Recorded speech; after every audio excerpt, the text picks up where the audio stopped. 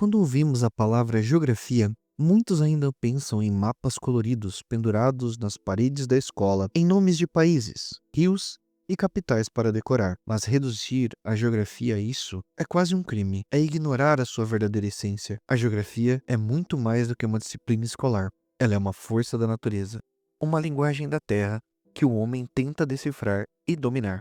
Ela revela o poder escondido nos territórios, mostra onde estão as riquezas, os recursos, os caminhos, as fronteiras. A geografia é, ao mesmo tempo, ciência e arma.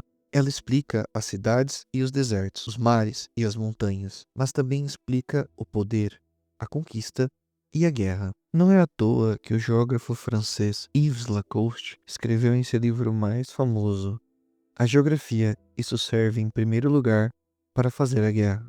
Essa frase pode soar exagerada, mas basta olhar para a história para perceber que não é. Cada império que se ergueu, cada batalha travada, cada fronteira desenhada teve a marca invisível da geografia. Ela pode parecer inofensiva, mas sempre esteve presente nos gabinetes de generais, reis e ditadores. A geografia é a ciência que mostra onde atacar, onde defender e onde conquistar. Por isso eu digo, a geografia é uma ciência perigosa.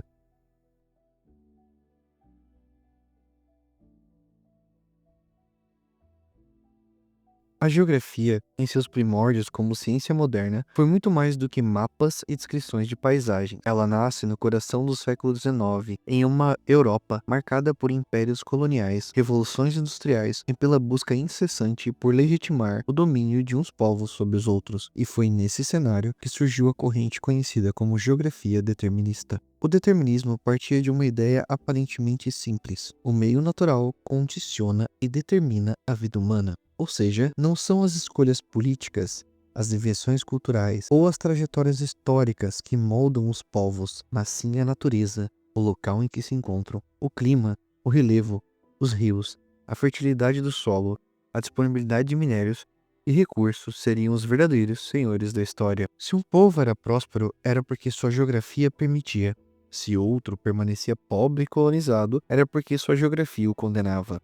Assim, os deterministas defendiam que o homem era apenas uma consequência do espaço em que vivia. A liberdade, a cultura, a criatividade, tudo isso era reduzido a quase nada diante da força da natureza. Essa visão ganhou corpo especialmente com o trabalho de Friedrich Hatzel, um geógrafo alemão formado também em zoologia e biologia.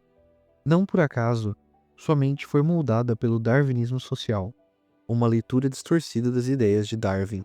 Hatzel viu os estados como organismos vivos, e como organismos, eles tinham um ciclo: nasciam, cresciam, competiam e, inevitavelmente, buscavam se expandir para sobreviver. O espaço, portanto, não era apenas território, era alimento, era oxigênio vital que garantia a existência de um povo. E nesse contexto que surge um dos conceitos mais perigosos da geografia, o Lebensraum, ou o espaço vital.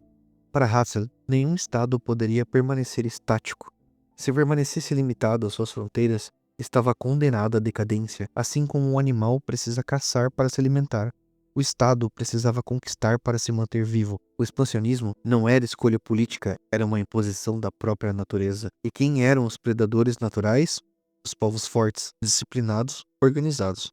Segundo ele, em especial aqueles do norte da Europa, moldados por climas frios e exigentes, que forjavam o caráter, disciplina e resiliência. Os povos de clima quentes, por outro lado, eram retratados como indolentes, preguiçosos e incapazes de avançar. Era a própria geografia transformada em justificativa para o racismo e o colonialismo. O impacto dessa teoria foi imediato. Na virada do século XIX para o XX, as potências europeias competiam pela divisão da África e da Ásia. O determinismo oferecia justificativa intelectual perfeita. Os povos colonizados eram atrasados não por sua história, mas por causa de seu ambiente. Portanto, era natural que os europeus, vindos de regiões mais, abre aspas, favoráveis, fecha aspas, dominassem esses territórios. A colonização deixava de ser um ato de violência e exploração e passava a ser vista como um destino inevitável. Essa retórica mascarava a exploração de milhões de pessoas sob o véu de uma pretensão científica. Note o perigo. Quando uma ciência naturaliza a desigualdade, ela retira a responsabilidade do homem. Se um povo é pobre, é por causa do clima. Se é rico, é por causa do clima. Assim, a exploração, a dominação e até a escravidão não eram crimes, eram supostamente, abre aspas, lei da natureza, fecha aspas. E é exatamente aí que o determinismo geográfico se conecta com os horrores do século XX. Adolf Hitler, ao escrever Mein Kampf, bebeu dessas ideias. Ele apropriou-se do conceito de espaço vital de Ratzel e o transformou em bandeira política. Segundo Hitler, o povo alemão precisava se expandir para o leste e conquistar territórios, subjugar povos e garantir seu sustento. Era o Lebensraum, colocado em prática. Não mais como teoria científica, mas agora como um plano de guerra. A invasão da Polônia em 1939, o ataque à União Soviética em 1941, a tentativa de construir um império germânico sobre as ruínas do leste europeu, tudo isso se baseava na lógica determinista. Mas Hitler foi além. Se Ratzel viu o Estado como um organismo vivo, Hitler passou a ver a própria raça como este organismo.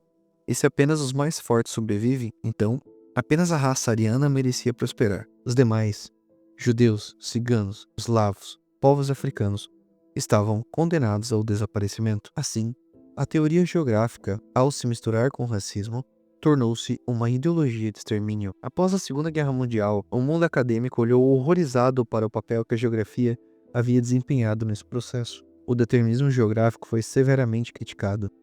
Muitos geógrafos passaram a rejeitar a ideia de que o meio controla o homem e, em respostas, surgiram outras correntes, como o possibilismo geográfico, com Paul Vidal de la Blache, que defendia o meio impõe condições, mas o homem é quem escolhe como agir. Era uma tentativa de devolver ao ser humano a sua liberdade e sua responsabilidade histórica. Mais tarde, no século XX, emergiria a geografia crítica, que denuncia justamente esse vínculo entre ciência e poder, mostrando que toda teoria pode ser usada para justificar interesses políticos e econômicos. Mas a lição permanece. O determinismo geográfico foi uma das primeiras tentativas de transformar a ciência em ferramenta de dominação. Ele criou um discurso que legitimou o colonialismo, fortaleceu o imperialismo e finalmente inspirou o nazismo. O que começou com teorias acadêmicas se converteu em campos de concentração, em cidades destruídas e em milhões de vidas perdidas. O determinismo nos mostra que a ciência nunca é neutra. Ela sempre serve a algum propósito, explícito ou oculto. E a pergunta que fica é: vamos usar a geografia para justificar a dominação, a guerra e o ódio, ou para construir pontes, diálogos e futuros de cooperação entre os povos?